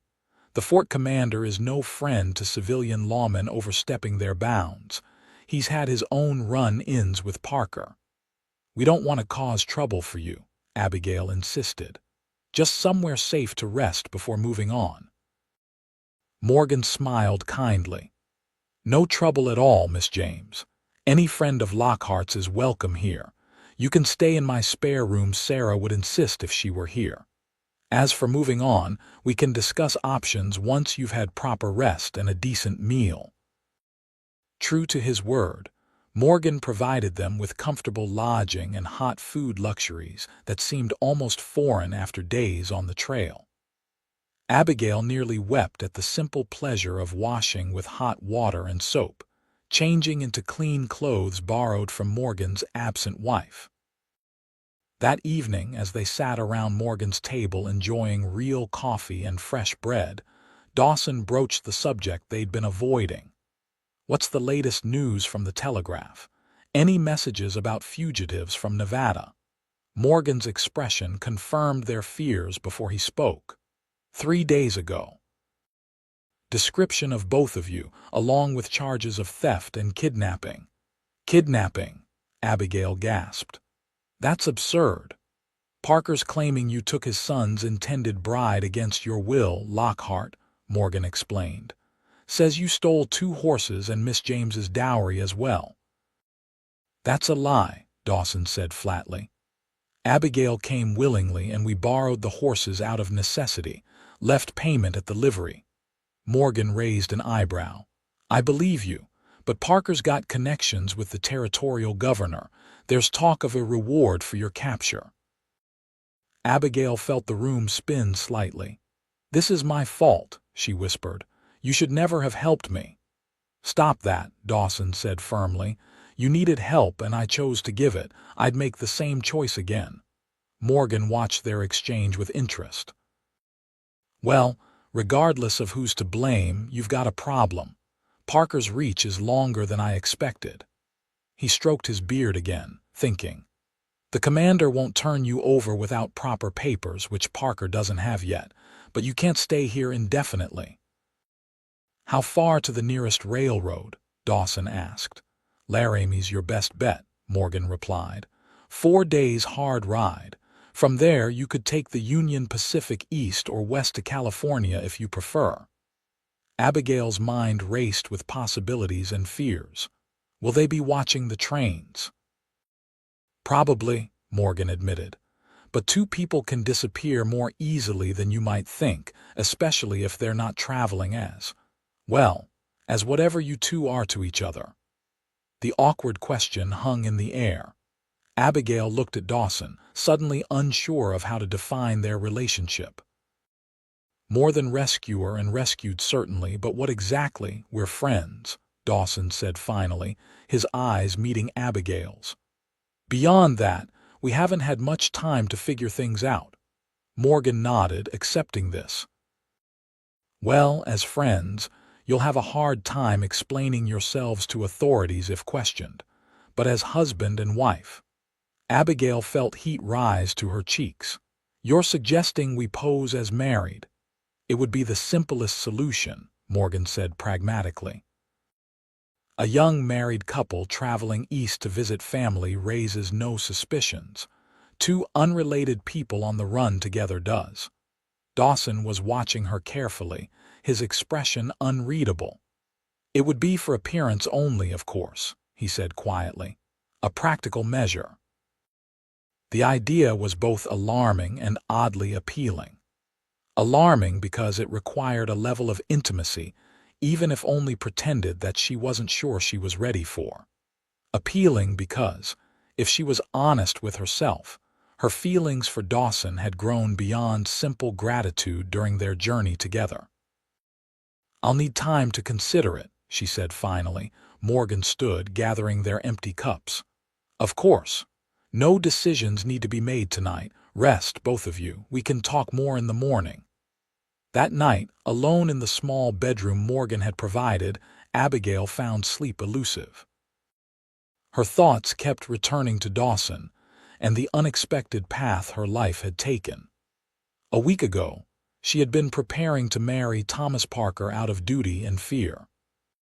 Now she was contemplating pretending to be wed to a man she'd met only days ago, a man who had risked everything to help her without asking anything in return. What did she truly know about Dawson Lockheart? He was brave, kind, and principled. He treated her with respect and seemed to value her independence. But beyond that, he remained something of a mystery. Yet she trusted him implicitly, in a way she'd never trusted Thomas despite knowing him for years. Morning brought no clearer resolution to her thoughts. When she joined Dawson and Morgan for breakfast, both men sensed her uncertainty and tactfully avoided the subject of their travel plans. Instead, Morgan shared news of the fort and surrounding territory, while Dawson described some of their adventures on the journey from Sloan. After the meal, Dawson suggested a walk around the fort grounds. Fresh air might help clear our heads, he said, offering Abigail his arm in a gesture that felt both protective and respectful of her autonomy. As they strolled through the busy fort, nodding politely to passing soldiers and civilians, Abigail found herself relaxing slightly for the first time in days. It's strange, she observed, to be among people again after so many days alone on the trail. You prefer the solitude? Dawson asked curiously. She considered this. I enjoyed aspects of it, the freedom, the beauty of the wilderness, but I missed connection, community. It's human nature, he agreed. We need both solitude and fellowship. They walked in comfortable silence for a while, eventually finding themselves near the fort's eastern wall, overlooking the valley beyond. Abigail leaned against the rough wooden barrier, gazing at the distant mountains. I never thought I'd see such places, she admitted. The world is so much vaster than I imagined in Sloan. Dawson smiled, something soft in his expression. There's much more to see if you've a mind to. Is that what you want? She asked, turning to face him directly. To keep moving, seeing new places. He considered her question seriously. For a long time, that's all I wanted. After losing my sister, staying in one place felt suffocating. The open road was easier than putting down roots only to lose them again. And now, his blue eyes held her steadily. Now I'm beginning to think there might be reasons worth staying somewhere. Or with someone. The implication made Abigail's heart beat faster. Dawson, about what Morgan suggested, we don't have to decide anything today, he interrupted gently. There are other options. We could travel separately to reduce the risk, or I could escort you to Denver or St. Louis, where you'd be safe, then go my own way." "Is that what you want?" she asked, surprised by how much the thought of separating disturbed her. "No," he admitted simply, "but I won't pressure you into an arrangement that makes you uncomfortable, even if it's only pretense." His honesty touched her deeply. In that moment, Abigail realized that what had begun as desperate flight had transformed into something she wasn't ready to relinquish, a connection built on mutual respect and growing affection. "I don't want to separate," she said firmly. "Whatever happens next, I'd prefer we face it together." Relief and something warmer flickered in Dawson's eyes. "Together, then." A shout from across the parade ground interrupted their moment. Morgan was hurrying toward them, his expression urgent. "Inside, quickly," he said when he reached them. "Riders approaching from the south, looks like a sheriff's posse." Abigail's blood ran cold. "Parker?" "Can't tell yet," Morgan replied grimly. "But we're not taking chances. I've spoken to the commander. He'll stall them while we get you out the north gate." They hurried to Morgan's quarters, where they found their belongings already packed and ready. 2 fresh horses waited behind the sutler's store, saddled and provisioned. "The commander's sympathetic to your situation," Morgan explained as they quickly changed into traveling clothes. "He's had his own run-ins with Parker and doesn't recognize his authority here. But officially, he can't harbor fugitives once formal papers are presented." "And you think that's what this posse is bringing? Official papers?" Dawson asked, checking his weapons. Morgan nodded grimly. "Most likely. Parker wouldn't come himself without proper authorization. He's too smart for that." "Then we need to leave immediately," Abigail said, her fear giving way to determination. "Where should we go?" "North to the Sweetwater, then east," Morgan advised, handing them a rough map. "Follow this trail. It's harder going but less traveled, should put you well ahead of any pursuit." Dawson clasped his friend's hand. "We owe you more than we can repay, Dan." "Just don't get caught," Morgan replied with a wry smile. "I'd hate to have to explain to Sarah why I'm helping fugitives." They mounted quickly, following a young Corporal Morgan had enlisted to guide them to the north gate.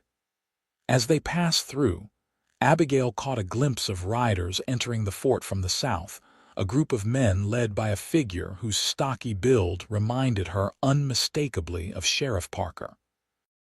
"Ride hard," the corporal advised as he left them. "Don't stop until you reach the river. Good luck to you both." They spurred their horses northward, fear lending them speed. Only when the fort had disappeared behind the rolling hills did Abigail allow herself to breathe more easily. "That was close," she said, her voice shaking slightly. "Too close." Dawson nodded grimly. "We need to make a decision, Abigail. If we're caught on the trail like this, Parker has every reason to separate us. But if we had documentation as husband and wife—" "You mean actually get married?" Abigail asked, startled by the direct suggestion. "Not just pretend?" "Yes," he confirmed, his expression serious. "Before we reach the next town, it would give us legal protection to remain together no matter what happens."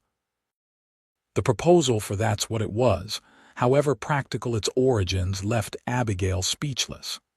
Marriage had been her greatest fear a week ago. Now it was being suggested as her salvation. "This isn't how I ever imagined a proposal," she finally said, a touch of wry humor in her voice. Dawson's expression softened. "It's not how I imagined offering one either. You deserve romance and courtship, not a hasty ceremony born of necessity." "And yet," Abigail said thoughtfully, "there's something honest about it. No pretense, no false promises. Just 2 people choosing to face an uncertain future together." Dawson reined his horse closer to hers, reaching out to take her hand. "I won't pretend this is the love match you might have dreamed of, Abigail. We've known each other only days. But I can promise you this.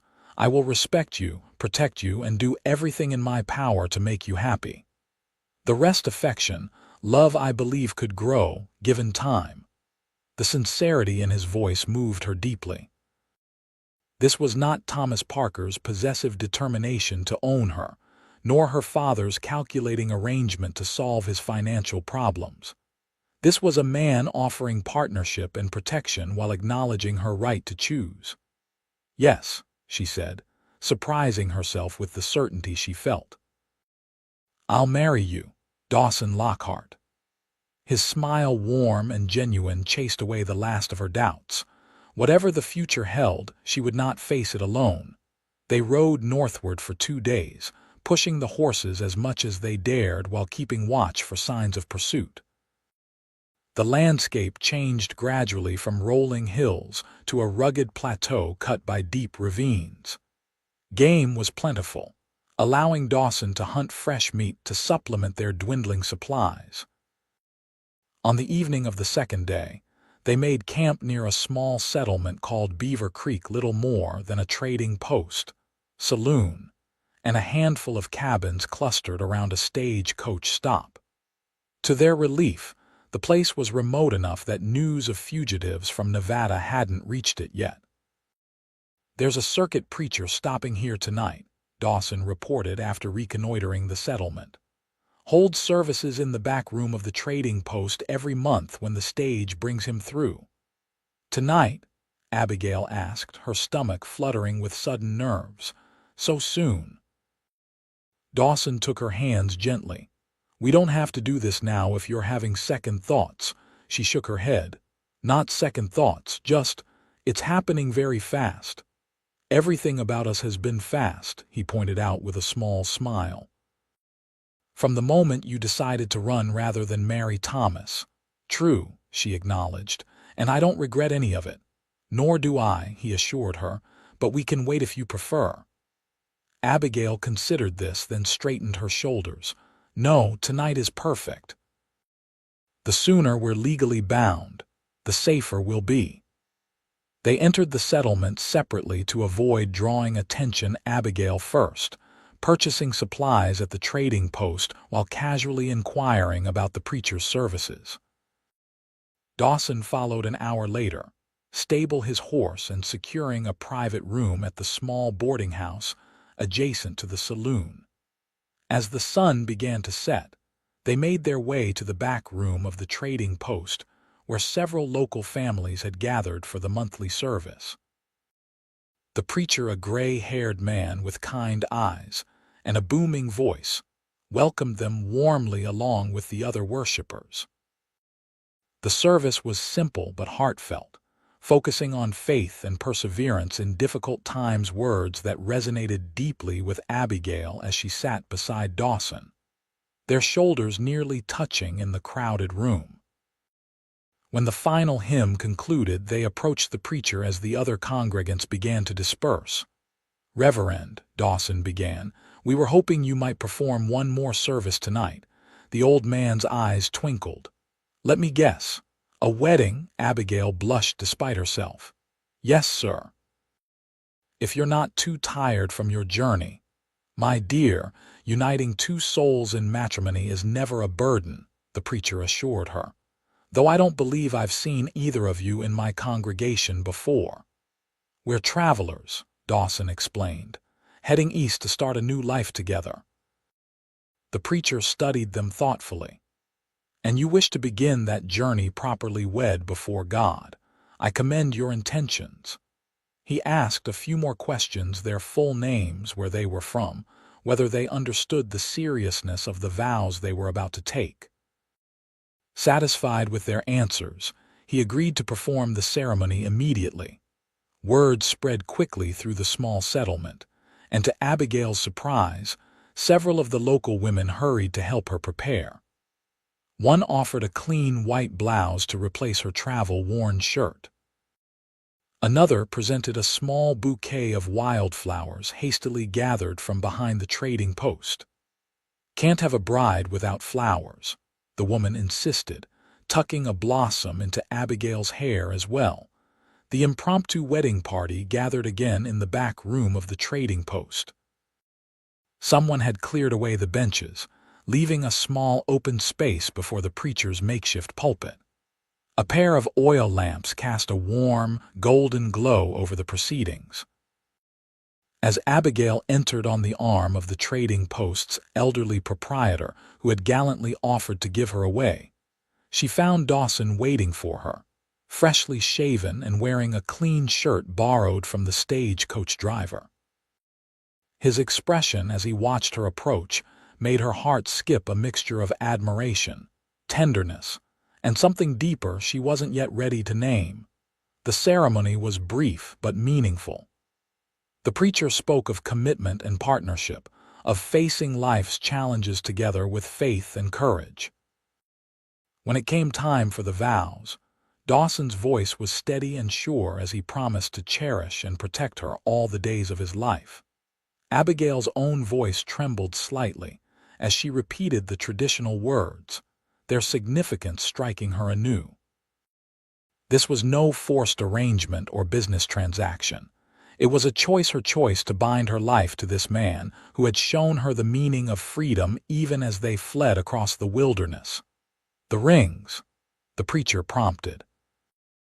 Dawson reached into his pocket and produced a simple silver band that Abigail recognized as the one he usually wore on his little finger. "It was my father's," he explained quietly. "I'd be honored if you'd wear it." Touched beyond words, Abigail nodded. The ring was too large for her finger, but one of the local women quickly provided a length of ribbon to thread through it so Abigail could wear it around her neck until a proper sizing could be done. "By the authority vested in me by God and the territory of Wyoming, I now pronounce you husband and wife," the preacher declared. "What God has joined together, let no man put asunder." A cheer went up from the small crowd of witnesses, and someone started playing a fiddle. Before Abigail knew what was happening, the trading post had transformed into an impromptu celebration, with the locals insisting the newlyweds share at least one dance before retiring. Dawson took her in his arms, one hand at her waist, the other holding hers as they moved in a simple waltz. "Well, Mrs. Lockheart," he said softly, "this wasn't quite the quiet ceremony I'd envisioned." "Mrs. Lockheart," she repeated, testing the sound of it. "That will take some getting used to.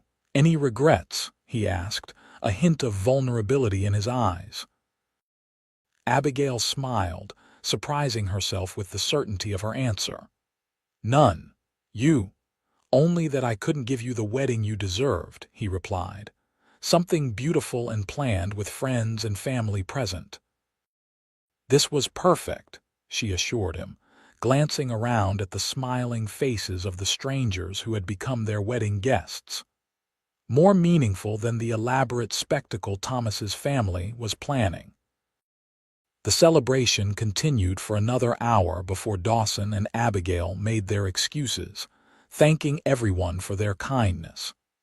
The preacher provided them with a handwritten marriage certificate, promising to record it officially when he returned to his home parish. As they walked to the boarding house, Abigail was acutely aware of Dawson beside her husband in the eyes of God and the law. The realization brought both comfort and a flutter of nervous anticipation. Inside their small room, an awkward silence fell between them. Dawson cleared his throat, gesturing to the narrow bed. "You should take it. I'll make do on the floor." Abigail's eyebrows rose. "That seems unnecessary. We're married now." "In name and law," he acknowledged carefully. "But I promised you respect, Abigail. That includes not assuming certain rights until you're ready." His consideration touched her deeply. Most men, certainly Thomas Parker, would have claimed their marital privileges without hesitation. Dawson was offering her time, allowing feelings to develop naturally rather than forcing intimacy. "Thank you," she said softly. "Not forever, though, just until we know each other better." He smiled, relief evident in his expression. As long as you need. They settled for the night, Abigail in the bed, Dawson on a pallet of blankets on the floor beside her. As she drifted toward sleep, Abigail found herself thinking that this strange, rushed marriage already felt more right than her planned union with Thomas ever had. The next morning brought both the normalcy of continuing their journey and the strange newness of traveling as husband and wife. They left Beaver Creek early, the well wishes of the locals following them as they rode eastward toward the Sweetwater River. "You think Parker will track us this far north?" Abigail asked as they put miles between themselves and the settlement. "It's possible," Dawson admitted. "But less likely now. He'd have to split his men to cover all the possible routes, and he can't spare that many for long. And now that we're legally married, it complicates his claim considerably," Dawson explained. "He can still pursue charges of horse theft, though we left payment, but kidnapping becomes much harder to prove when the supposed victim is willingly traveling with her husband." The word husband still felt strange on her tongue, but Abigail found she liked the sound of it. "Where exactly are we heading now?" "East to Laramie as planned," Dawson replied. "From there, we have options. The railroad can take us to Denver, Omaha, or even Chicago if we want to put more distance between us and Nevada." And then Dawson glanced at her, his expression thoughtful. "That depends on what kind of life you want to build, Abigail. I have some savings enough to get us established somewhere. I could find work as a farrier or ranch hand almost anywhere." The openness of their future was both exhilarating and intimidating.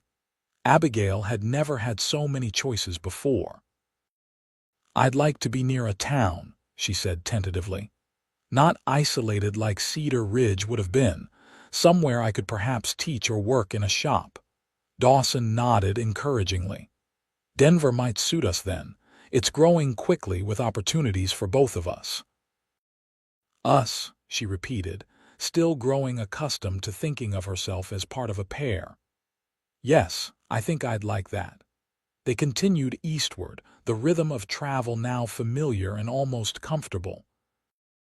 Each night they made camp together, their routine more efficient as they learned to anticipate each other's needs and movements. Though they still maintained physical boundaries, a new ease developed between them, small touches, shared smiles, and deepening conversations that gradually transformed their marriage of convenience into something more genuine. 4 days after leaving Beaver Creek, they reached the outskirts of Laramie. The growing railroad town bustled with activity, freight wagons rumbling down the streets, cowboys fresh from the trail spending their pay in saloons, and merchants hawking goods to the steady stream of travelers. "We should be cautious," Dawson advised as they approached. "Find lodging away from the main street where we'll attract less attention." They secured a small room at a boarding house run by a widow named Mrs. Fletcher, who accepted their marriage certificate without question and even offered to launder Abigail's travel-worn clothes. "Train east leaves tomorrow morning," she informed them over a simple but hearty supper. "Unless you're headed west, east," Dawson confirmed. "To Denver, most likely." "Good choice," Mrs. Fletcher nodded approvingly. "My sister lives there. Says it's growing so fast you can practically watch the buildings rise. Plenty of work for a strong young man and his wife." After supper, Dawson went to purchase their train tickets while Abigail remained at the boarding house, helping Mrs. Fletcher with the dishes as payment for her kindness. When he returned, his expression was guarded in a way that immediately put Abigail on alert. "What's happened?" she asked once they were alone in their room. "Nothing definite," he replied, keeping his voice low. "But there were wanted posters at the station. Not recent ones, but they had our descriptions." Fear, which had receded during the peaceful days of their journey, returned in full force. "Did anyone recognize you?" "I don't think so. I kept my hat low and didn't linger." He sat beside her on the edge of the bed. "We need to be extremely careful tomorrow. Once we're on the train, we should be safer, but the station will be the most dangerous point." Abigail nodded, her mind racing. "Perhaps we should alter our appearances somewhat. I could wear Mrs. Fletcher's shawl over my head instead of my hat, and if you shaved your beard completely." Dawson rubbed his stubbled jaw thoughtfully. "Not a bad idea. Nothing dramatic, but enough changes that we don't immediately match the descriptions." They spent the evening preparing, Dawson carefully shaving his face clean, while Abigail rearranged her hair in a style different from her usual practical bun. Mrs. Fletcher, sensing something of their situation but tactfully asking no questions, provided Abigail with a faded blue dress to replace her more recognizable traveling clothes. "You remind me of my daughter," was all the explanation the widow offered. "She'd want you to have it." Morning arrived with a mixture of anticipation and dread. Abigail found herself jumping at small noises, her nerves stretched thin with worry. Dawson remained outwardly calm, but she noticed how his hand strayed repeatedly to the revolver concealed beneath his coat. They left the boarding house separately, as an added precaution, Dawson first to secure their places on the train. Abigail following 20 minutes later, with Mrs. Fletcher escorting her under the pretense of seeing a relative off. The train station teemed with activity, passengers boarding and disembarking, porters carrying luggage, and vendors selling newspapers and refreshments to travelers. Abigail kept Mrs. Fletcher's shawl pulled forward to shadow her face as they navigated through the crowd. Dawson waited by the eastbound train, his freshly shaven face making him look younger and remarkably different from the wanted posters. He nodded slightly as they approached, giving no other sign of recognition, until Mrs. Fletcher discreetly guided Abigail to his side. "Your husband was just telling me about your plans in Denver," the widow said loudly enough for nearby passengers to hear.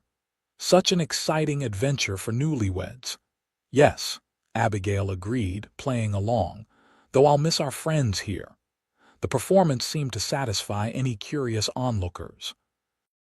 Mrs. Fletcher embraced Abigail warmly before departing, whispering, "Good luck, my dear. May God watch over you both." Boarding proceeded without incident, and they found their seats in the second-class carriage not as comfortable as first class but less conspicuous. As the train began to move, Abigail released a breath she hadn't realized she was holding. "We did it," she whispered, watching Laramie slide past the window. Dawson's hand found hers, squeezing gently. "Not quite yet, but soon." The journey to Denver took most of the day, the train stopping at several small towns along the way. Each stop brought a moment of tension as new passengers boarded and law enforcement occasionally passed through the carriages. But their disguises, simple as they were, proved effective. By late afternoon, the Rocky Mountains appeared on the horizon, and soon after, the sprawling outskirts of Denver came into view. "It's enormous," Abigail breathed, taking in the city spread before them, a far cry from tiny Sloan with its single dusty street. Dawson smiled at her wonder. Room to disappear, room to begin again. They disembarked among the crowd of travelers, Dawson keeping a protective arm around Abigail as they navigated the busy platform. After securing modest lodgings at a small hotel, they finally allowed themselves to relax, truly safe for the first time since leaving Sloan. "What now?" Abigail asked as they sat in their hotel room that evening, the sounds of the city drifting through the open window. Dawson considered the question. "Tomorrow we'll look for more permanent housing, something we can afford while I find work, perhaps rooms in a boarding house to start." "And I should look for employment as well," Abigail said decisively. "I have experience with bookkeeping from the mercantile. Or perhaps a position in a shop." Dawson studied her with a mixture of admiration and concern. "You don't have to work if you don't want to, Abigail. I can support us." "I know," she assured him, "but I'd like to contribute, to build our new life together as true partners."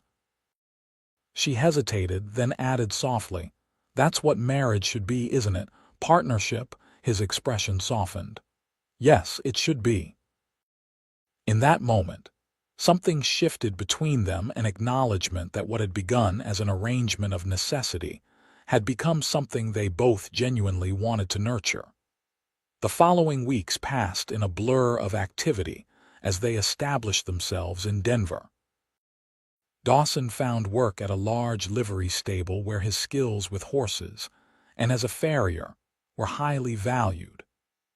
Abigail, to her delight, secured a position at a small bookshop owned by an elderly couple who appreciated her knowledge of literature and meticulous attention to detail.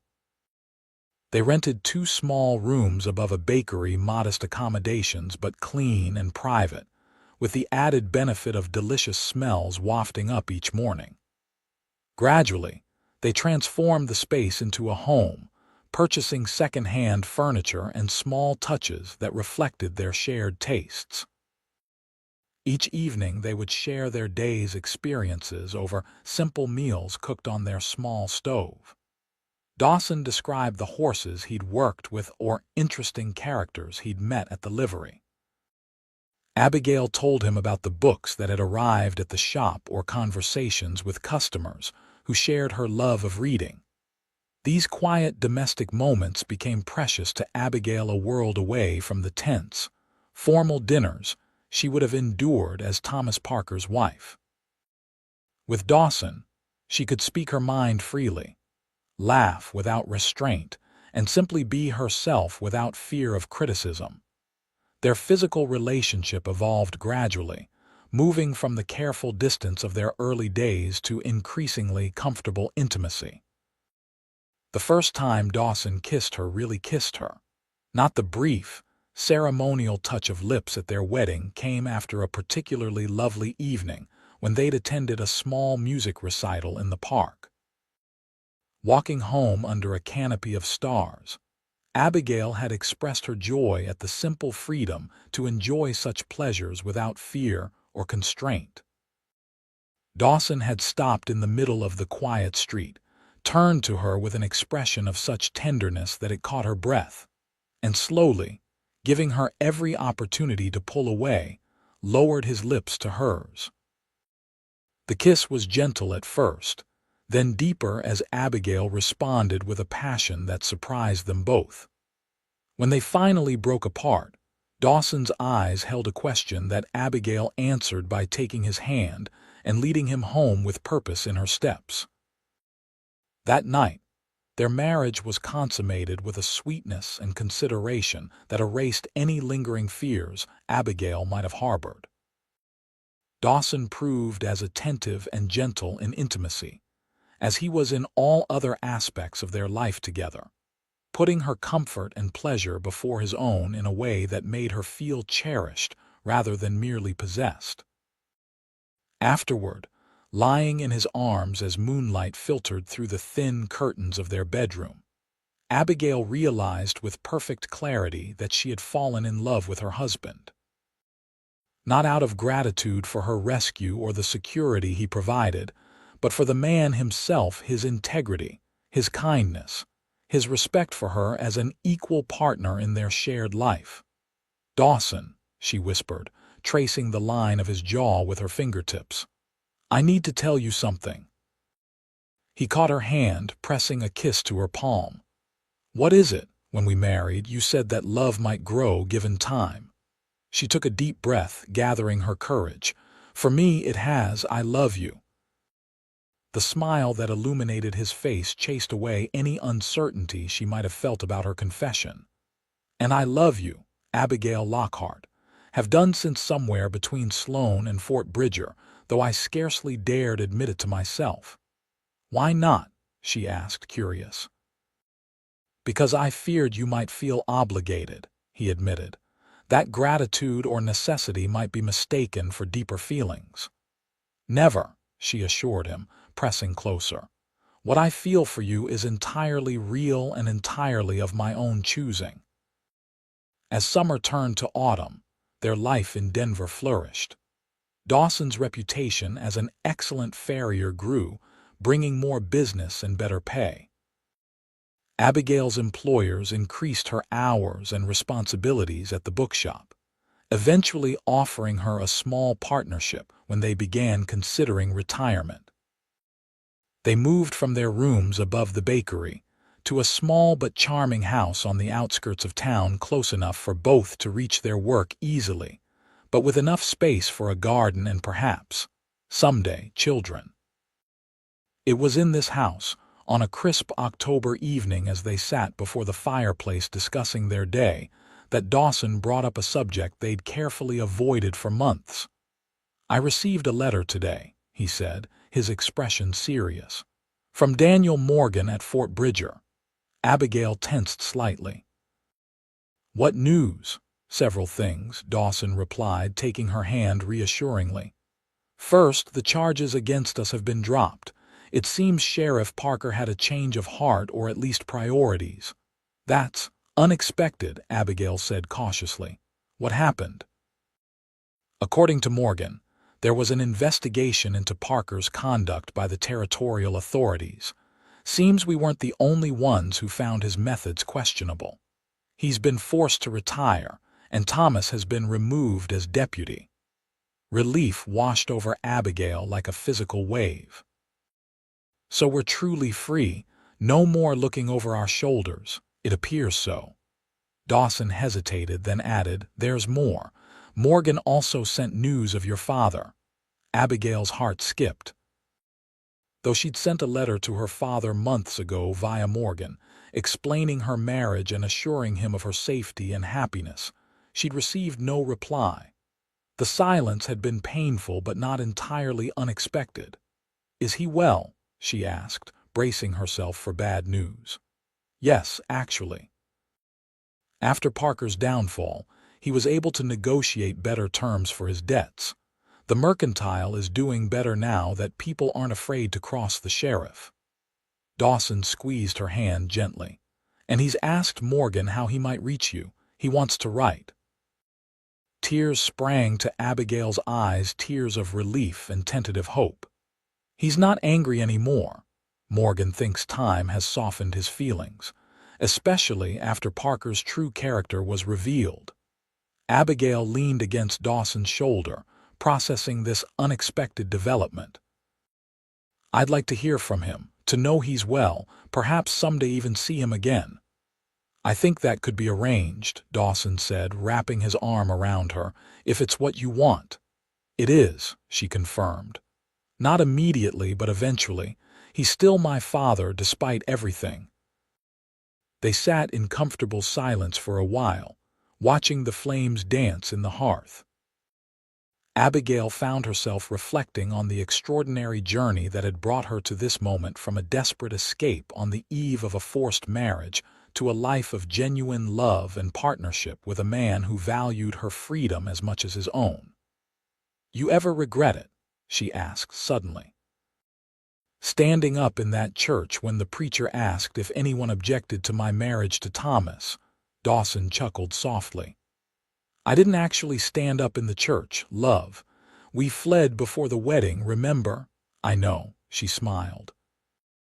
"But in a way, you did object by helping me escape, by offering an alternative." He considered this, his expression growing serious.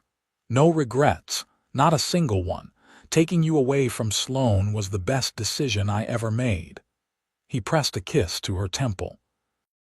"Second only to asking you to marry me for real. Even though it was rushed and practical at first," she teased gently. "The circumstances were rushed," he acknowledged, "but the feelings, those were already growing. I just didn't dare hope you might someday return them." Abigail turned in his arms, meeting his gaze directly. "I returned them 100-fold, and I thank God every day for bringing you into that mercantile when he did." "Divine intervention?" Dawson asked with a smile. "Perhaps," she replied thoughtfully. Or perhaps just the universe's way of saying that love should be chosen, not forced. That true partnerships like ours are built on respect, not ownership. A lesson worth learning, Dawson agreed, drawing her closer. And one I intend to remember every day of our lives together. Outside their window, the first snow of the season began to fall, dusting Denver with a gentle white blanket that transformed the city into something magical.